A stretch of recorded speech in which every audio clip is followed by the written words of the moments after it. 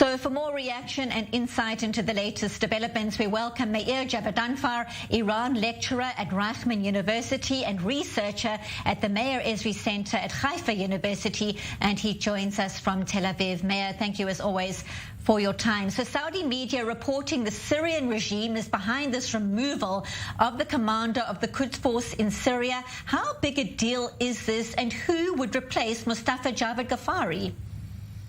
Well, first of all, Benita, let's hope that this report is valid and true, because there is a Cold War going on between Iran and Saudi Arabia, and intelligence agencies sometimes carry out psychological operations known as psyops, and they plant stories about something that could be true, but it's not. It's so close to the truth that it's difficult to be labeled as a lie. This is something actually the Soviets were expert at, and the Russians later on, it's called maskirovska.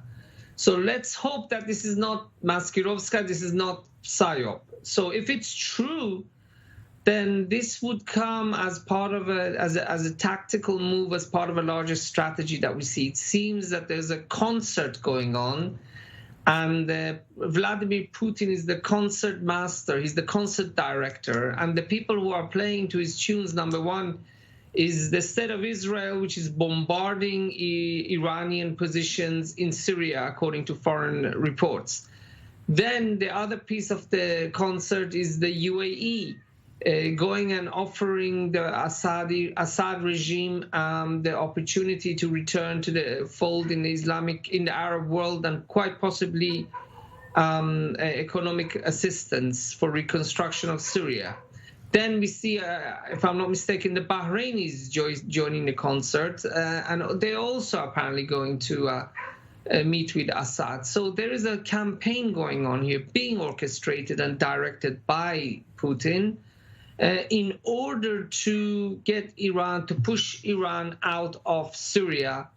And if this report is true, then that would be part of this ongoing concert or campaign. Well, to continue with your analogy of a concert, if this is in fact true, what kind of crescendo, so to speak, is likely out of Iran if in fact Mustafa Javad Ghaffari has in fact been removed?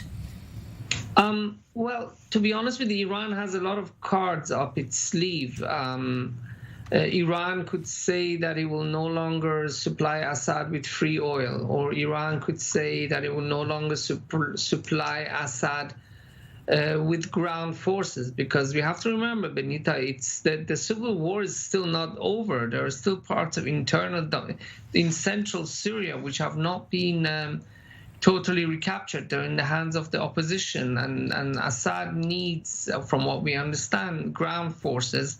The Russians are not willing to dedicate ground forces because the casualties could be high. This is why the Russians prefer to do things 20,000 feet up from the air, from their aircraft. So Iran could use that as blackmail. So we have to, if it's true, it would be a setback for Iran for sure, but this is not the end of the story.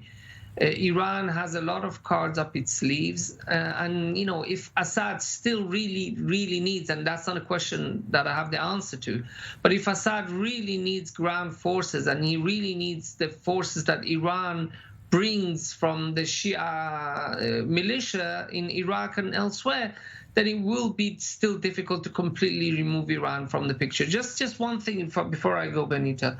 We have to put things into perspective.